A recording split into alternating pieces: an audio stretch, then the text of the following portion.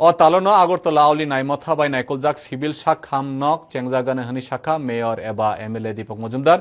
তিনি সামুংনি দমুংনো তুই বচেরি নাইখা অ সাখামনগত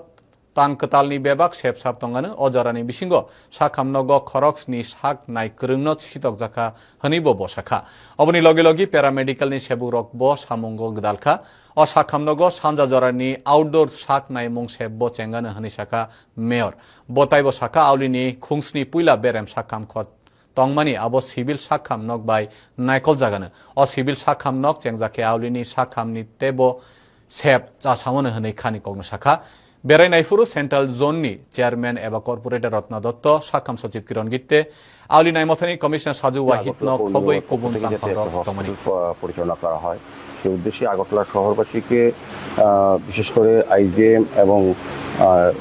জিবি হসপিটালের যে লোড কমানোর জন্য রোগীদের প্রচুর পরিমাণে রোগীর সংখ্যা যায় এটাকে লক্ষ্য রেখে উনি চিন্তা করেছিলেন যে আগরতলা শহরে যদি একটা হসপিটাল করা হয় এটা রোগীদের পক্ষে সুবিধা হবে, বিশেষ করে শহরবাসী যারা তারা সুযোগ পাবেন স্বাস্থ্য পরিষেবা। এটাকে সামনে রেখে মুখ্যমন্ত্রীর ইচ্ছাকে সম্মান জানিয়ে আগরতলা পৌর নিগম, বিশেষ করে স্বাস্থ্য দপ্তর আমাদের রাজ্য সরকারের ওনাদের বিশেষ ব্যবস্থাপনা আমি বলবো যে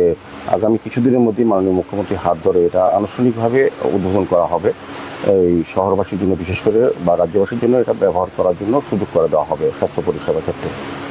সেক্ষেত্রে আমি বলবো যে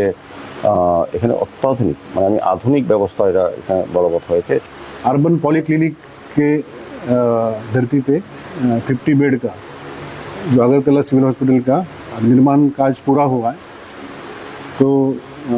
आने वाले दिनों में बहुत जल्दी ही हम लोग इसका ओपनिंग करेंगे।